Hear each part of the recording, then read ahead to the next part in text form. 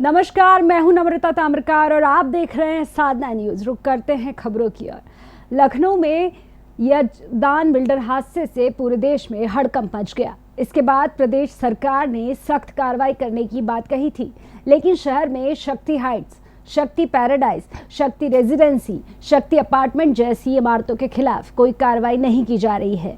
Collector, commissioner समेत LDA, VC से शिकायत करने के बावजूद भी कार्रवाई नहीं हो रही है।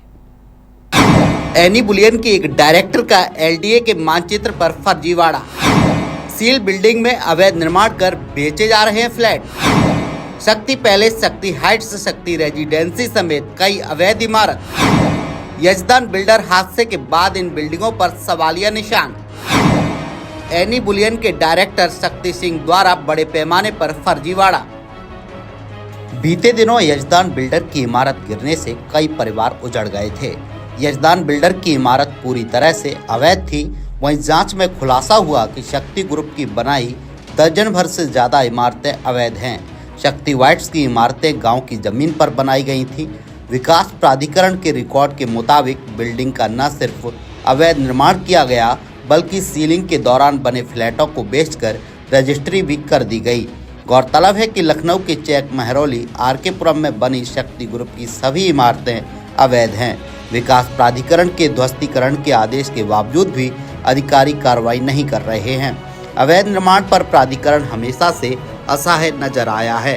हद तो तब हो जाती है जब रिकॉर्ड में सील इमारत में फ्लैट बनकर बिक जाते हैं। शक्ति ग्रुप का डायरेक्टर शक्ति सिंह बड़े पैमाने पर फर्जीवाड़ा कर रहा है, लेकिन अधिकारी शक्ति सिंह के खिलाफ कार्रवाई नहीं कर रहे हैं, जिससे अधिकारियों की कार्यशैली सवालों के घेरे में है। चकमलहौरी में 5-7 बिल्डिंग बनाया हो, जिसमें से एक बिल्डिंग शक्ति रेजिडेंसी में मैं रहता भी हूँ। न तो वहाँ फायर फाइटिंग सिस्टम है, न कोई मूलभूत सुविधाएं हैं। पूछने पे टेढ़ा जवाब, धमकियाँ, और हद तो मतलब पूछने पे ये पता चला, एक दिन किसी के मार्फत पता चला कि 5 बिल्डिंगों का डिमोलेशन का आर्डर है एलडीए के द्वारा। उसका तो न तो नक्शा पास है, न तो कुछ। और जब ये बिल्डर से मैंने पूछा तो बिल्डर ने साफ साफ कहा, पहले तो झूठ बोला, फिर धमकियां वगैरह दी। फिर मैं आरटीआई के मार्फत से जानकारी प्राप्त की तो ये हुआ कि इसकी 5 बिल्डिंग का कमिश्नर और एलडीए उपाध्यक्ष के द्वारा डिमोलेशन का आर्डर पास है। उसी के तहत हमने कई जगह से सूचना मांगी, तो जानते ही हैं आप लोग, उसके बाद बिल्डर धमकाना और जान से मारने का ये सब शुरू कर दिया। आगे जो आपका फ्लैट है, कितने में फ्लैट लिया था आपने? वो फ्लैट तो हमने लिया था 21 लाख में। कब लिया था? 2015 में। सीलिंग के आदेश के बावजूद भी निर्माण कार्य हुआ है, और उसके बाद बिल्कुल वही तो पूछने पर कि उसकी एक बिल्डिंग एलके शक्ति पैलेस जिसका नाम है, उस पर निर्माणाधीन जब बिल्डिंग थी तभी एलडीए ने पूरी तरह से सील कर दिया था। उसके बाद एलडीए के कर्मचारियों या उनको पैसा रुपया खिला के और पूरा कंस्ट्रक्शन पूरा हुआ, बगैर सीलिंग हटे पूरा कंस्ट्रक्शन हुआ। हद तो तब हो गई, मकान भी बेच दिए गए। अब जो उसमें मकान लिए हैं वो लोग क्या करें? वो किससे हर्जाना मांगें या किससे दुहाई करें? हमने आवाज़ उठाई तो हमारे विरुद्ध लोग लगे हुए हैं, बिल्डर लोग।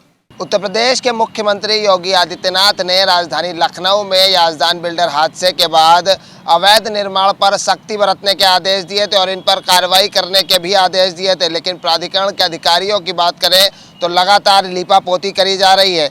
शक्ति बिल्डर्स की सभी इमारतें अवैध हैं और उस पर ध्वस्तीकरण का आदेश हो चुका है। इसके बावजूद भी लखनऊ विकास प्राधिकरण अब तक कार्रवाई नहीं कर रहा है। अब जिस तरीके से लखनऊ विकास प्राधिकरण इसमें हिला हवाली करता नज़र आ रहा है, साफ तौर से नज़र आ रहा है कि जिस तरीके से लखनऊ विकास प्राधिकरण पुलिस बल न मौजूद होने के कारण ध्वस्तीकरण की कार्रवाई नहीं कर रहा है।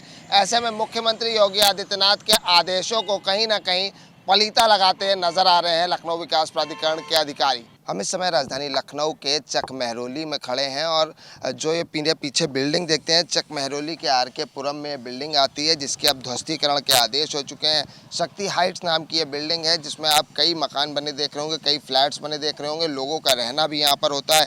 ऐसे में साफ है कि जिस तरीके से 7 टावर शक्ति अपार्टमेंट्स के बने हुए हैं, शक्ति बिल्डर्स ने जो 7 टावर बनाए थे उसमें से ये शक्ति हाइट्स है जो कि ग्राम समाज की ज़मीन पर, और इसी के साथ साथ 4 अन्य बिल्डिंगों के डिमोलिशन के आदेश हो चुके हैं। ऐसे में अब साफ है कि जो लोग जिनकी गाड़ी कमाई का यहाँ पैसा लगा था उनका क्या होगा, क्योंकि जिस तरीके से शिकायत हो चुकी है और ग्राम समाज की सरकारी ज़मीन है उसको खाली कराया जाएगा, तो लोग जिनके ऊपर जिनका गाड़ी कमाई का पैसा यहाँ पर लगा है उनका क्या होगा। और जिस तरीके से इस बिल्डिंग को अब गिराया जाएगा तो क्या कनेक्शन है इनका समाजवादी पार्टी से। शक्ति बिल्डर्स जो शक्ति सिंह है उनका क्या कनेक्शन है समाजवादी पार्टी से, कौन इनकी फंडिंग करता है, कौन विधायक इनके समर्थन में और किसके इशारों पर ये सब काम होता है, आपको हम अगले एपिसोड में बताएंगे। और ये भी बताएंगे कि शक्ति बिल्डर्स के जो डायरेक्टर हैं वो क्यों जेल में है और उनका शक्ति सिंह से क्या संबंध है।